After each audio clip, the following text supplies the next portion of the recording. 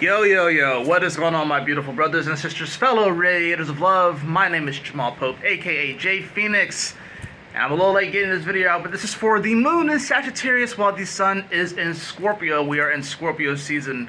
We are in spooky season. Happy birthday to all my fellow Scorpios.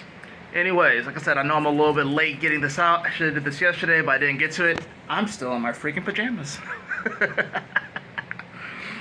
How are y'all doing today? I hope that you guys had a wonderful week. I hope you guys have a great weekend. Well, this moon in Sag is hoping to bring a little bit of more hope, a little bit more light, a little more positivity, a little bit more creativity, a little more vision, expansion, looking out, seeing what's possible, seeing what we can manifest, seeing what we can bring into this reality, right? Now, this moon's going to, of course, be making some interesting aspects, as all moons do. And now we are building up to another full moon. We're building up to another mirror moment where we can see what we have grown, what we have created, and to see what is needing to be released. And this release, right, with the full moon, I'm realizing a couple different things as I'm doing these videos more consistently again, is that, like I said, the full moon is the mirror, and what's being released in many ways, I'm thinking that that's actually going to be like the fruit, like as in like the fruit from the trees. If we use it as a metaphor for like a tree, it's like the fruit, it's the leaves, it's the branches, the pine cones, the acorns. Those are the things that are being released. And a lot of times, trees don't just hold on to these things. As time goes, it naturally releases them because it can grow more. It can grow more fruit, it will grow more trees, it will grow more branches. But oftentimes in life, we like to hold on to these things and hold on and hold on and hold on. So using that extended metaphor, if you will, now, like I said, we're in this growth process, right? With this moon in Sagittarius, it's in the second house compared to the sun. So this is also about what beliefs do we value, because Sagittarius, Jupiter energy, it is about our beliefs anyways. It's also about expansion, and it's also about worldly affairs, foreign people, foreign places, travel. So it's about like, what do we value when it comes to these sort of things? Now, what's interesting too with this moon is that it is being disposited, of course, by Jupiter in Cancer. So we have a mutual reception. Remember, Jupiter rules Sagittarius. It also likes to be in Cancer. It exalts here in Cancer. And the moon likes to be in Cancer. So that's because that's where it rules. So we got some nice mutual reception here. So not only is this moon wanting us to, think more positively, feel more positive, where you're reacting, responding more Sagittarius-like. So the good part about this is that we're trying to see the fun, trying to see the adventure in things, trying to expand. But there's also what comes with this is lessons, and realizing that Jupiter energy, it expands, but it expands what's positive and negative. It expands whatever energy we give it. So if we are reacting or responding to things, we need to make sure that whatever we are reacting and responding to, whatever we're giving our energy to, we have to know where the value is when it comes to these things. What do we hold in high esteem, if we will? What actions, what people, and depending upon what energy we give to it, it's going to expand, right? This moon, of course, as soon as it reached into Sagittarius, which this was yesterday, of course, and made the sextile over to Pluto, the main energies, though, is that this moon is going to be squaring all this Neptune energy. That's the main stuff. Now, that's going to, of course, be happening on Sunday, because the moon is going to be here all day today on Saturday. It's going to go into, it's going to start to square all of that Neptunian energy on Sunday. Really today with the nodes, so we will get that squaring of the nodes. But then, of course, tomorrow morning, we're going to see this moon is going to square Saturn. It's going to square Neptune before it goes into Capricorn. And it's really the Saturn, it's really the Saturn-Neptune like trigger point that whenever this moon hits it, that's why it feels a little bit more intense when the moon is approaching this area. And I wouldn't even necessarily say the time it hits as well. It's more so when it's approaching it. I definitely felt it when the moon was in Scorpio. Maybe it's because it was going into my 12th house, but that second day when the moon was in Scorpio, like those middle degrees, that's when I felt it the hardest. Just a little bit like, I was sad. Admittedly, I was sad. Just because looking at different aspects of my life, I wasn't necessarily fully happy, mainly with my weight and my health and stuff. But I think we all have something, right? So it's like I got sad.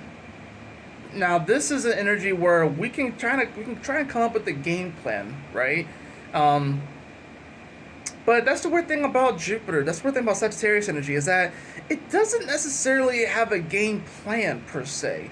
It has information. It can have a level of wisdom because of all of the energies that came before it, and it being the ninth house. There are some lessons there. There are parables and stories and poetry there that we can kind of pull from. But it is mutable fire, right? So this is talking about malleability as well. Think of it as like like you actually are crafting something, like crafting a sword. Because Capricorn, what comes after Sagittarius, is sort of almost like the finished project. It is the sword after it's been, after your blacksmithing. I'm literally envisioning someone like with the sword and it's hot and you're having to hit it and mold it into the shape that it needs to be in and make sure that it's all smooth out and everything. I don't claim to be an expert on blacksmithing, but that's kind of this image that I'm getting when you have that mutable fire, if you will, trying to mold it into what it needs to be. But it's a creative process. It's magma, if you will, right? Whereas Aries, that's cardinal fire, so that's the explosion, that's the spark, right? Leo, fire, that's the sun. It's ever present. It's the sun. It's non-changing in many ways. But Sagittarius, it's magma, so it's not done. It's still formulating. It's still moving, albeit slowly. But there's movement to this, right? And malleability. So emotionally, right now, that's the weird thing about Sagittarius energy is that our beliefs, our visions, in many ways, these things do have some kind of malleability to it. And then they will crystallize when we start to manifest things in that 10th house in Capricorn, the top of the chart, right? The midheaven, right? Your career, your goals, your legacy, and then things kind of start to crystallize there. But Sagittarius gives us the opportunity to kind of mold things as we go along, taking that creative energy and then, not letting it just stay stagnant, but actually being open to the adventure and being open to it taking shape and taking a new form. And, that's where I think the planning comes into play. Because we don't want to just go into this without any type of destination, right? But I think what happens is that we get so obsessed with the destination itself with Sagittarius energy that we forget about all of the little steps in between, or forget about the journey in between. And that's really what this comes down to. So with this moon, as it squares all of this energy in Pisces, it's going to square Saturn, which of course is the ruler of Capricorn, where it's about to go to. So there's going to be an immediate emotional challenge, if you will, where it's going to be really asking us once again, is like, okay, these are the lessons that we're learning here, and this is all mutable energy as well. That's what makes this energy so weird. That's why a lot of people, and that's why emotions are pretty high right now. This is why your dreams have been off the chain lately. This is why it feels like reality is breaking down in many ways, because the matrix it just doesn't seem stable. And then of course now we have Neptune, the ruler of Pisces, back into Pisces as well, making things even more unstable, especially since it's retrograde. So that's the thing about this.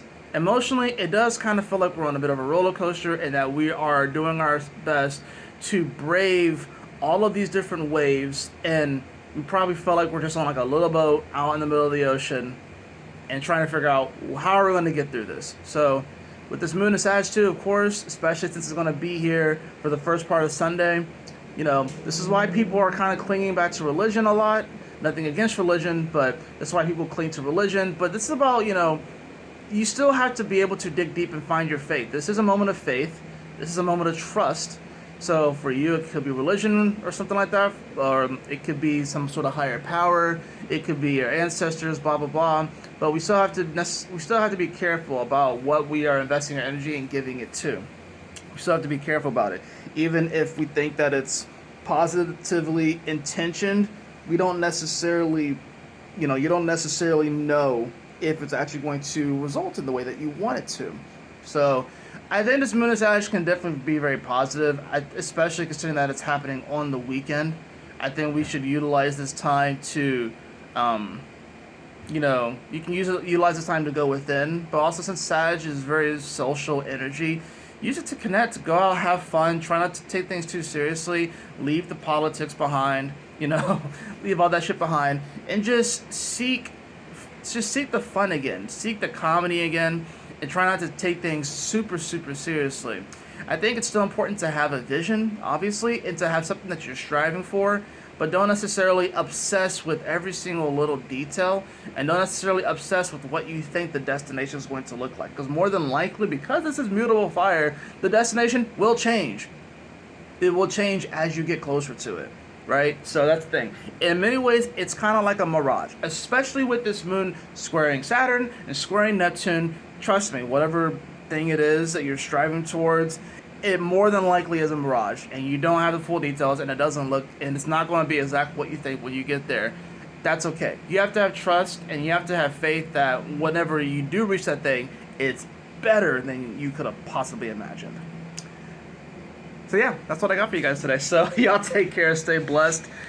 Enjoy this moon while it's in Sag. Enjoy this weekend, and I will see you all on the next video when the moon goes into Cap. Later.